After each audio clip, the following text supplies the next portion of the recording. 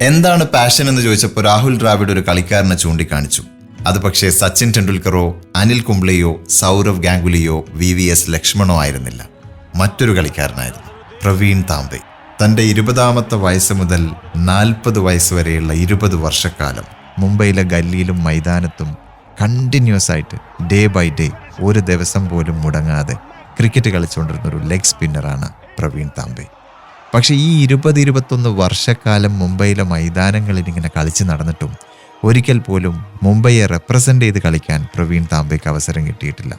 First class cricket എന്ന് മാത്രമല്ല, just ഒരു ജൂനിയർ പ്ലെയർ ആയിട്ട് പോലും കളിക്കാനുള്ള ചാൻസ് പ്രവീണിന് കിട്ടിയിട്ടില്ല.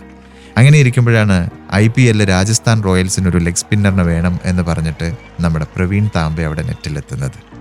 രാജസ്ഥാൻ റോയൽസിൻ്റെ നെറ്റിലേക്ക് വരുമ്പോൾ പ്രവീൺ താംബെയുടെ പ്രായം 41 വയസ്സാണ്.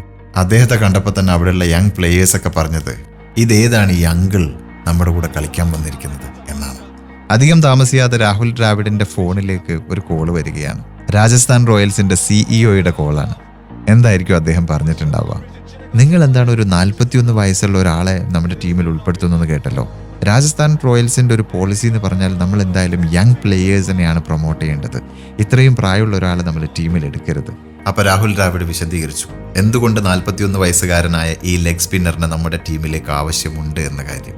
അങ്ങനെ രാഹുൽ ദ്രാവിഡ് പ്രവീൺ താംബെക്ക് വേണ്ടി സംസാരിച്ച് അദ്ദേഹത്തിന് ടീമിൽ ജോയിൻ ചെയ്യാനുള്ള സൗകര്യങ്ങളൊക്കെ ചെയ്തു കൊടുത്തു. പക്ഷേ ടീമിലുണ്ടെങ്കിൽ പോലും ഗ്രൗണ്ടിലിറങ്ങി കളിക്കാനുള്ള അവസരം പ്രവീൺ താംബെക്ക് ലഭിച്ചില്ല. 1.5 വർഷക്കാലം ആ ഒരു ടീമിൽ പേരുണ്ടെന്ന് മാത്രമേ ഉണ്ടായിരുന്നുള്ളൂ. പക്ഷെ ഒരു ദിവസം പോലും മുടങ്ങാതെ എല്ലാ ദിവസവും പ്രാക്ടീസിന് വരും. ഓപ്ഷണലാണ്, നിങ്ങൾ വരണമെങ്കിൽ മാത്രം വന്നാൽ മതി എന്ന് പറഞ്ഞാലും പ്രവീൺ അവിടെ ഉണ്ടാവും. ഓരോ നിമിഷവും ഓരോ സമയത്തും ഓരോരുത്തരോടും ഒരുപാട് നേരം പ്രവീൺ ഇതേ കാര്യത്തെക്കുറിച്ച് സംസാരിക്കും. ക്രിക്കറ്റിനെ കുറിച്ച്, ബൗളിങ്ങിനെ കുറിച്ച്, തൻ്റെ ബൗളിങ്ങിനെ കുറിച്ചൊക്കെ. എല്ലാ ദിവസവും ഏറ്റവും ആദ്യം വന്ന് ബോൾ എടുക്കുന്നത് പ്രവീണായിരിക്കും. ഏറ്റവും അവസാനം ആ ബോൾ ലീവ് ചെയ്യുന്നതും താംബെയായിരിക്കും. അങ്ങനെ ലേറ്റർ ചാമ്പ്യൻസ് ലീഗിലൊക്കെ കളിക്കാനുള്ള അവസരം പ്രവീൺ താംബെക്ക് കിട്ടി. ഏറ്റവും ആദ്യത്തെ മാൻ ഓഫ് ദ മാച്ച് വാങ്ങിക്കഴിഞ്ഞതിന് ശേഷം ഗ്രീൻ റൂമിലിരുന്ന് കരയുന്ന പ്രവീൺ താംബെയെയാണ് രാഹുൽ ദ്രാവിഡ് കണ്ടത്. എന്നിട്ട് അദ്ദേഹം പറയുകയാണ്, അതാണ് പാഷൻ.